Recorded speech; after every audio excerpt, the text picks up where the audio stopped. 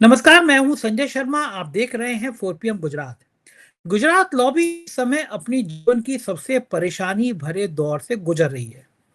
कह नहीं सकते कि क्या हो जाए। जैन जी का गुस्सा, आक्रोश कब किस रूप में सामने आ जाए कह नहीं सकते। और उधर अमित शाह के इस्तीफे की चर्चाओं ने राजनीति को गर्मा दिया है।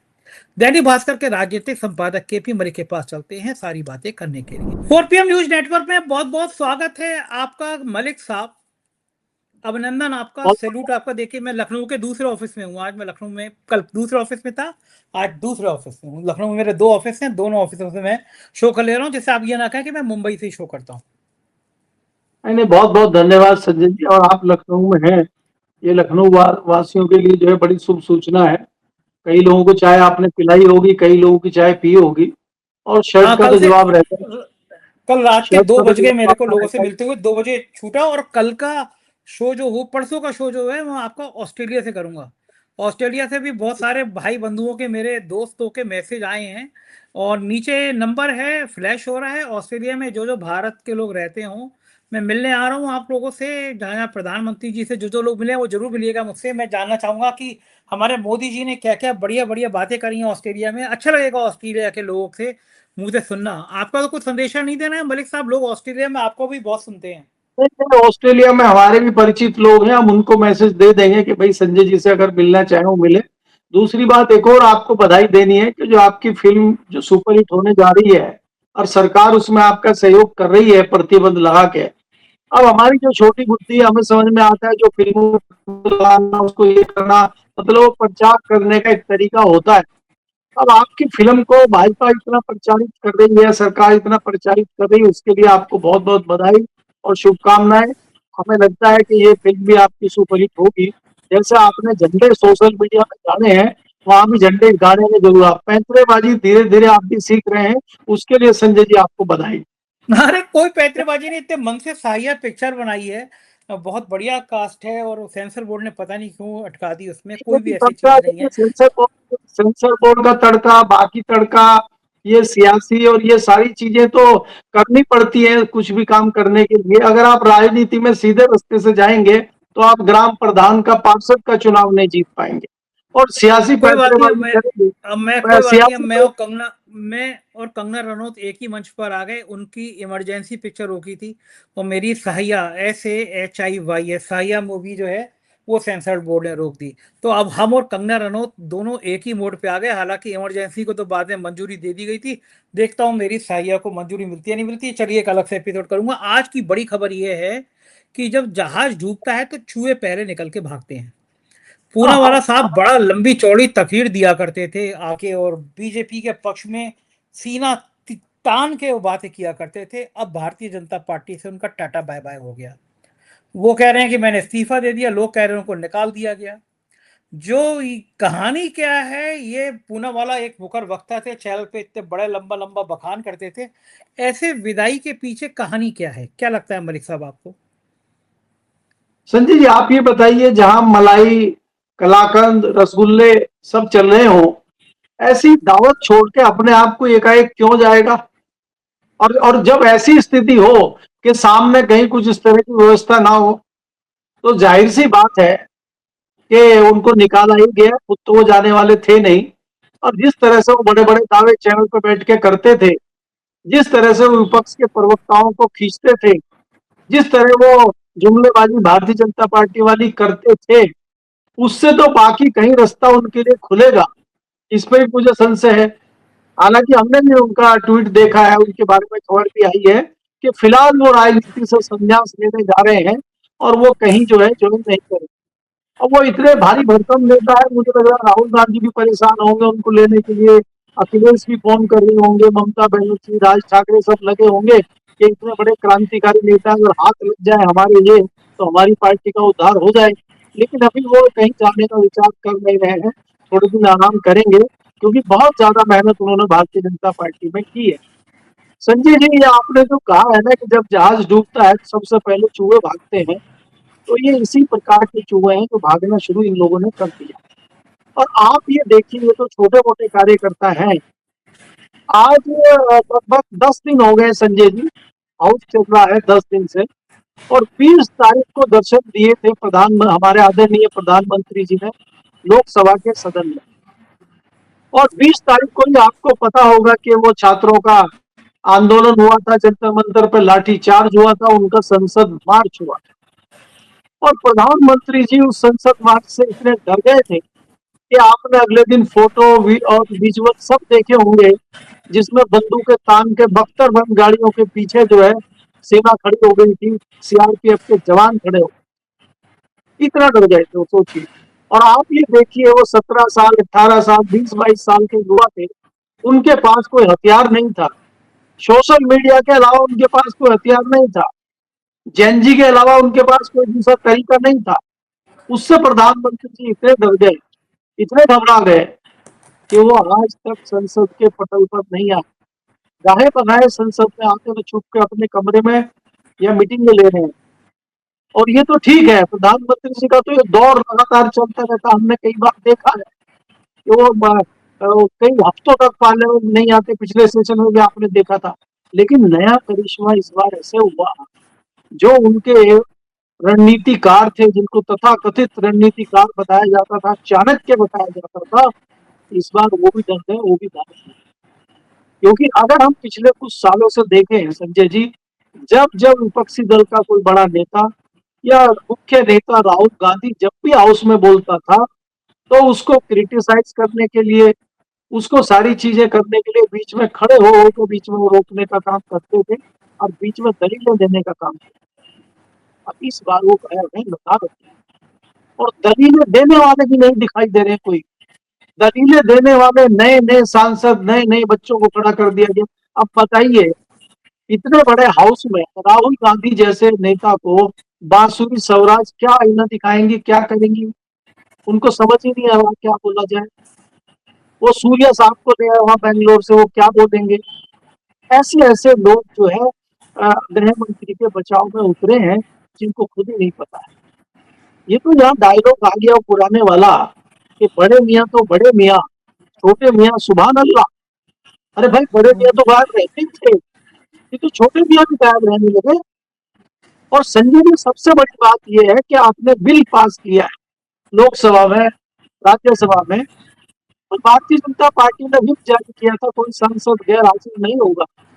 तो हमारे जो राष्ट्रीय अध्यक्ष हैं नितिन नबीन, वो क्या गृह मंत्री जी को व्हिप के उल्लंघन का नोटिस जारी करेंगे क्या? प्रधानमंत्री को छोड़ दीजिए, क्या अमित शाह जी को नोटिस जारी करेंगे क्या? ये देखने वाली बात है, क्योंकि यहाँ नोटिस जारी बहुत हो रहे हैं इस सरकार में। अभी लोकसभा सचिवालय ने तो नोटिस जारी किया है विपक्ष के सांसदों को, पप्पू यादव को, कि आप ये धरना प्रदर्शन किसकी परमिशन से कर रहे हैं पार्लियामेंट में।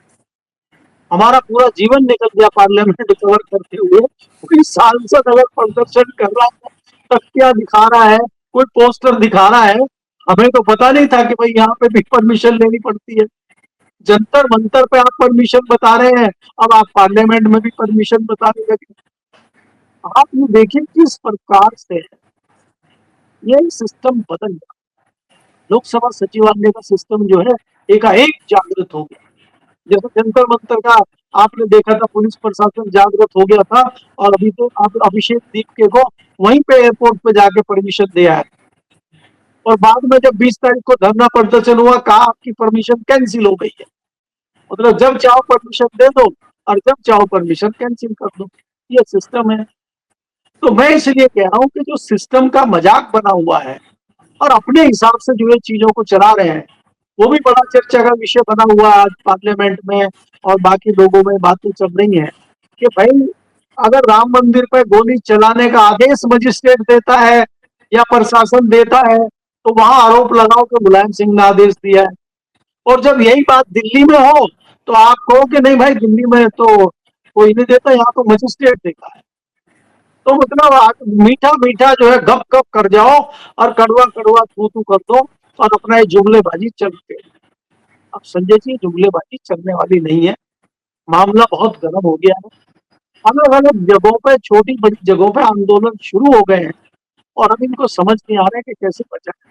मैंने आपको कहा था पिछले कार्यक्रम में कि एक बड़ी गंभीर मीटिंग हुई है रात को 12 बजे, आधी रात के अंधेरे में एक मीटिंग हुई है, और उसमें कहा गया भाई देखो, पिछले 12 साल से जो आप पेल रहे हो मामला, अब जो है अपना कर्तव्य दिखाने का मौका आ गया, सब लग जाओ। सुप्रीम कोर्ट ने तो कह दिया कि देखिए, अगर आपको प्रशासन को लगता है कि मामला गंभीर है तो वो पैलेट गन चला सकती है। अब मामला गंभीर है, संवेदनशील है, ये कौन तय कर। दूसरी बात क्या है कि दिल्ली पुलिस ने कह दिया कि हम कोई एफआईआर वापस नहीं लेंगे। दिल्ली सरकार उसके इंतजाम कर रही है, दिल्ली सरकार जो है संज्ञान ले रही है, कोर्ट में जा रही है। दिल्ली सरकार की मुखिया रेखा गुप्ता है, दिल्ली पुलिस के मुखिया अमित शाह है। अरे भाई, जब दिल्ली सरकार ने कोई गलती करी नहीं है तो वो काहे कोर्ट में जा रही है? ये क्या चल रहा है संजय जी? ये दर्शकों से पूछिए आपके भाई, ये हमारी समझ में भी नहीं आ रहा है मामला। ये लेफ्टिनेंट गवर्नर का मामला है, ये मुख्यमंत्री का मामला है, ये गृह मंत्री का मामला है, प्रधानमंत्री जी का तो मामला है नहीं है, तो उनको तो आना चाहिए, वो तो हाउस में आए। वो क्या नहीं है, वो भी जैन जी बन रहे हैं आजकल, जैन जी की तरह वीडियो बना बना के रात को डाल रहे हैं। रातों को नींद नहीं आ रही है, रात को नींद में उठते हैं और मोबाइल फोन सामने रख के वो बनाने लगते हैं अपने वीडियो। और मित्रों बोलते थे, मित्रों बोलते हैं, वो भी फ्रेंड्स कह रहे हैं। मतलब वो गूंज रही है, जैन जी की जो आवाजें हैं वो इनके खाते में गूंज रही। और संजय जी, एक चीज और नहीं बताता हूँ आपको, जो टेक्निकल है, हम लोग कई बार उस पर ध्यान नहीं देते हैं। ये जो जुमलेबाजी चल रही है पिछले कई सारे दिन से, किसने आदेश दिया, किसने आदेश दिया, ये आदेश रिकॉर्ड है, अगर आप चाहे निकाल सकते हैं। आपको एक उदाहरण देता हूँ। जब पाकिस्तान में वो जो टेररिस्ट थे अपने बड़े वाले, जिनका अमेरिका ने ये किया था, उनको मारा था और लाइव ओसामा देख बिन रहे थे लादेन, ओसामा बिन वहां। लादेन। लादेन को जब मारा था तो लादेन का सारा मामला लाइव चल रहा था, और वहां प्रशासन के लोग बैठे हुए थे, और आप वहां के अमेरिका के राष्ट्रपति वो भी बैठे हुए थे। तो ये जो जंतर मंतर पर धरना चल रहा था, कई सारे अधिकारी, कई सारे जो लोग थे जंतर मंतर पे जो कंट्रोल कर रहे थे, पुलिस के लोग थे, पुलिस के अधिकारी थे, उन्होंने चश्मे पहने हुए थे, और उन चश्मों में कैमरे लगे रहते हैं, और वो फुटेज सीधी लाइव होती है कंट्रोल रूम को। अब कंट्रोल रूम में वो दिल्ली पुलिस के कमिश्नर भी देख सकते हैं, वो कमिश्नर के ऊपर जो क्रांतिकारी वाले होते हैं वो भी देख सकते हैं, और जो चाहे वो सब देख सकते हैं। तो आदेश ऐसी परिस्थितियों में कहाँ से आया होगा, किसने दिया होगा, तो वो निकालने में मुझे नहीं लगता कोई देर लगेगी, अगर टेक्निकल आदमी चाहे। क्योंकि इस पर कोई सवाल ये कह सकता है, अरे भाई वहां तो नेट था ही नहीं, वहां तो नेट बंद कर दिया गया था। तो वो जो सिस्टम चलता है वो सैटेलाइट के थ्रू चलता है, नेट पाकिस्तान में भी नहीं था उस टाइम। तो इसलिए मैं ये कह रहा हूँ, ये सारी चीजें रिकॉर्ड पे हैं, लेकिन अब ये रणनीति अपनाई जा रही है। इसीलिए हाउस को जल्दी जल्दी अर्जेंट किया जा रहा है कि भाई कोई रास्ता निकल जाए, टाइम बढ़ाओ थोड़ा। अब इनको टाइम चाहिए नया फैसला करने के लिए, तो उस फैसले पे ये चल रहा है जी। मलिक साहब, एक बड़ी सनसनीखेज खबर मुझे नागपुर से मिली है। हालांकि मुझे यकीन नहीं हो रहा इस खबर पे, खुद भी ऐसा हो सकता है, लेकिन संघ के शीर्ष के कुछ लोग विचार कर रहे हैं, ऐसा मुझे बताया गया कि जैन जी में बहुत गुस्सा है। देश भर के नौजवान और जैन जी से छोटी उम्र के नौजवान भी इस बात से नाराज हैं कि एक तो लाठीचार्ज हुआ, गोली चलाई गई, आंसू गैस के गोले छोड़े गए, और उसके बाद अब एफआईआर कराई जा रही है, नौजवानों को गिरफ्तार किया जा रहा है। तो ये जो आबादी है जैन जी वाली, ये पूरे देश की हर परिस्थिति बदलने में सक्षम है, बहुत मजबूत है ये जैन जी। संघ में क्या इस बात की चर्चा हो रही है, क्या ये खबर सही है कि अमित शाह का इस्तीफा होना चाहिए? अगर नौजवानों को मैनेज करना है, गुस्सा बंद करना है, तो फिलहाल अमित शाह को इस्तीफा दे देना चाहिए, वरना ये जैन जी कुछ भी कर सकते हैं। क्या इसीलिए अमित शाह गायब हो गए हैं, इसीलिए अमित शाह पार्लियामेंट में नहीं आ रहे? बहुत बड़ी खबर है ये, और मैं खुद कह रहा हूं कि मैंने को केवल फोन पे बताई गई है, मुझे यकीन नहीं हो रहा है कि ऐसा भी हो सकता है। अमित शाह प्रधानमंत्री पद के दावेदार हैं, दावेदार के सबसे मजबूत दावेदार हैं। जब मोदी जी रिटायर होंगे तो मेरे ख्याल से अमित शाह ही बनेंगे। लेकिन संघ की लड़ाई मोदी से छुपी नहीं है, अमित शाह से भी छुपी नहीं है। अमित शाह के संघ के क्या मतभेद हैं ये भी सबको पता है। क्या ऐसी परिस्थिति में ये चर्चा होना भी खतरनाक है? मैं ये कह बिल्कुल नहीं कह रहा इस्तीफा हो जाएगा, इस्तीफा दे देंगे हमेशा ऐसा होगा, लेकिन ये अगर चर्चा हो रही है तो ये चर्चा होना भी बहुत बड़ी बात है कि अमित शाह का इस्तीफा हो सकता है इसलिए अमित शाह हाउस में नहीं आ रहे हैं, पहली बार ऐसा हो रहा है, गायब हो गए हैं दोनों। क्या लग रहा है का, क्या संभव है ये सब भी हो जाए? संजय जी, मुझे इसमें कोई आश्चर्य वाली बात नहीं दिखाई देती है, और इस बात में मैं मानता हूं कि सच्चाई है, क्योंकि मैं तो बहुत दिन से लगातार आपको कहता हूं कि भारतीय जनता पार्टी के अंदर ऐसे सांसदों की कमी नहीं है जो भयंकर नाराज हैं लेकिन वो कुछ कर नहीं पा रहे हैं, और संघ में भी बहुत सारे लोग हैं जो इनको पसंद नहीं कर रहे हैं, क्योंकि दो के अलावा गिनती तीसरे पे जाती नहीं। दूसरी बात यह है कि तथ्य ना आपके पास कुछ है ना मेरे पास, लेकिन हमारे पास उदाहरण। मैं आपके चैनल पे बाकी जगहों पे कितने दिन से कह रहा हूं कि दिल्ली और यूपी के बीच में जबरदस्त तलखी है, और उस तलखी का जो प्रमाण आया है वो 2024 के लोकसभा चुनाव में परिणाम आ गया है। अब आप ये देखिए, वो जो परिणाम आया है वो सबसे बड़ा प्रमाण है इस चीज का कि तलखी है। लेकिन वो तलखी ना अंधभक्तों को दिख रही है, ना तलखी बाकी लोगों को दिख रही है, क्योंकि वो साफ साफ तो नजर आ नहीं रही है कहीं। लेकिन हाँ, हम जैसे आप जैसे जो थोड़े बहुत समझदार लोग हैं, विश्लेषण करते हैं राजनीति पे, चीजों पे, उनको तो समझ में आ रहा है। भाई आप ये देखिए कि एक जिले में प्रधानमंत्री की रैली होती है और वहां 10,000 लोग आते हैं, और अगले दिन एक विशेष जाति का प्रदर्शन होता है, उसमें 70,000 से 80,000 लोग आ जाते हैं, और आचार संहिता लगी हुई है। तो इसके क्या मायने निकाले जाए? आप ये देखिए संजय जी कि ये जो मामला है, इसमें कई सारे ऐसे भारतीय जनता पार्टी से जुड़े हुए पुराने लोग भारतीय हो, चाहे वो आपके गोविंदाचार्य हो, चाहे वसुंधरा राजे हो, चाहे संजय जोशी हो, चाहे मुरली मनोहर जोशी हो, इस प्रकार की एक लंबी फेहरिस्त है, लंबी सूची है। और ये उस तरह के लोग हैं जो भारतीय जनता पार्टी को, संघ को बहुत अच्छे से समझते हैं, जानते हैं। और आपको ये भी पता है कि हम इनके टच में रहते हैं। विनय कटियार जी से आप पूछ लीजिए, बात कर लीजिए, फोन पे करेंगे, लाइव रिकॉर्डिंग में करेंगे तो बात दूसरी होगी, लेकिन अगर आप निजी तौर पर बात करेंगे तो विनय कटियार जी कैसी मालाएं की जप रहे होंगे, आपको पता है। तो मेरा कहने का मतलब है कि इसमें 100% सच्चाई है। वो भी कहीं ना कहीं इनसे त्रस्त है, लेकिन वो अभी इसलिए कुछ नहीं कर सकते कि उनको जो चाहिए था इन्होंने दिया, और उनके ऊपर ये हावी होकर बैठे।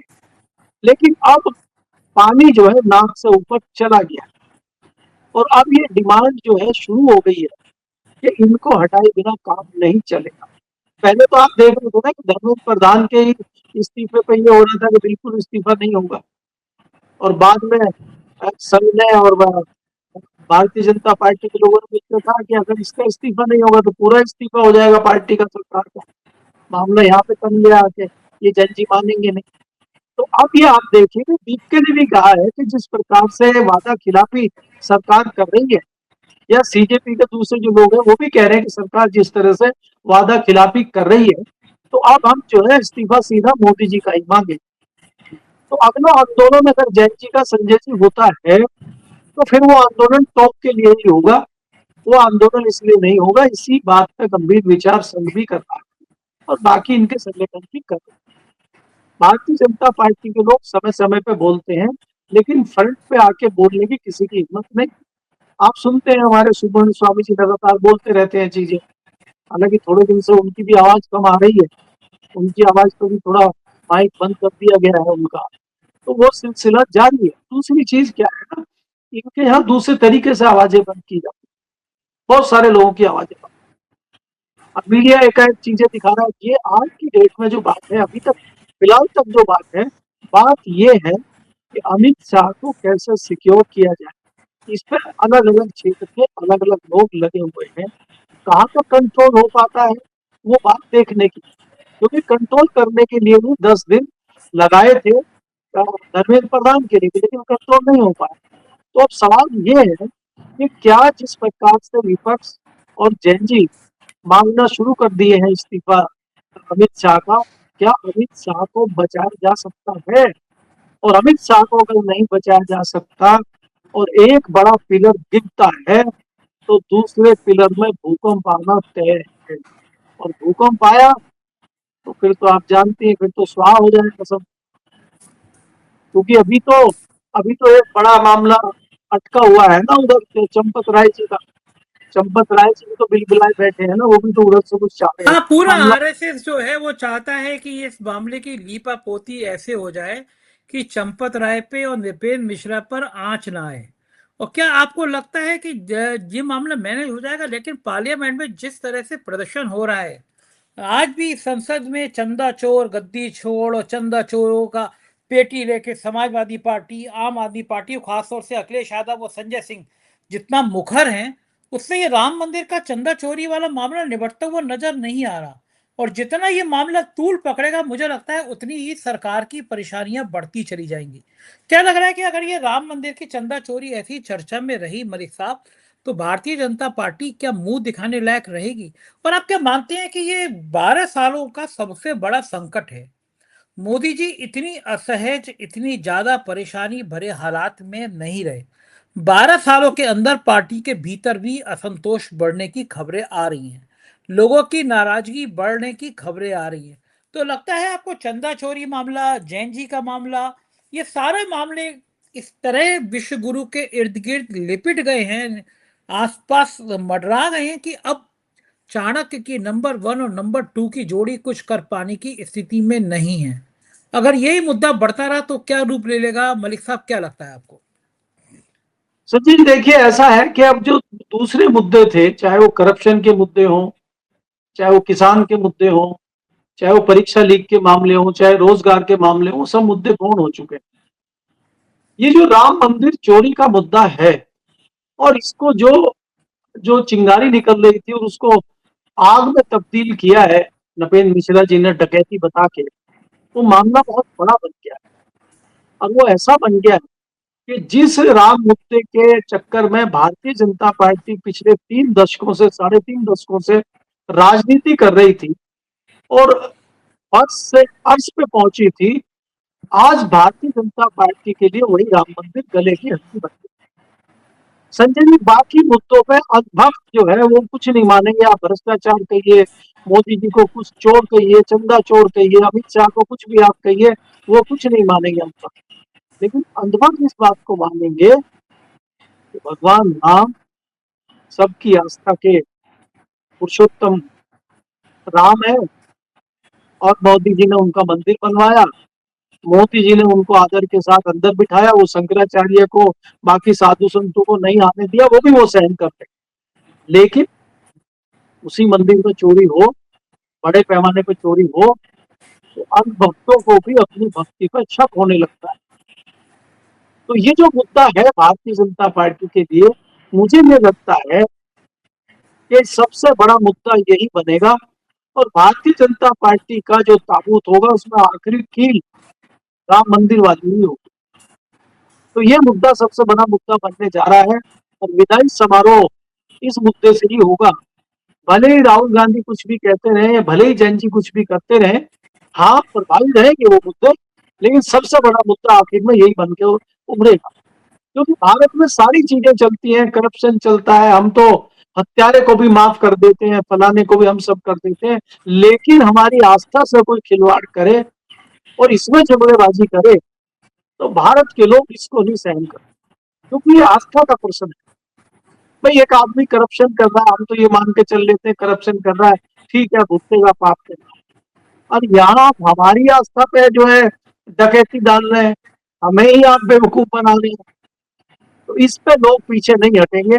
मुझे लगता है कि यही मामला भारतीय जनता पार्टी के लिए सबसे बड़ा नुकसानदायक सिद्ध होने जा रहा है, ऐसा मुझे। बिल्कुल ठीक कह रहे हैं, ये मामला तूल पकड़ता जा रहा है। बहुत बहुत शुक्रिया मलिक साहब, आपने मुझे समय दिया, बातचीत की। ये थे केपी मलिक जी, और ये बात तो बिल्कुल आप भी मानेंगे और मैं भी मानूंगा कि 12 सालों का सबसे बड़ा संकट खड़ा हो गया है। विश्व गुरु परेशान है, उन्हें समझ नहीं आ रहा ये जो हालात हैं, इन हालातों से वो निपटे कैसे। मामला गले में आके अटक गया है। तो लगता है भारतीय जनता पार्टी के लिए ये सबसे बड़ा खराब समय है, या नौजवान कोई भी क्रांति कर सकते हैं? आप क्या सोचते हैं, मुझे बताइएगा जरूर। मुझे आपकी राय का इंतजार रहेगा। शुक्रिया, थैंक यू।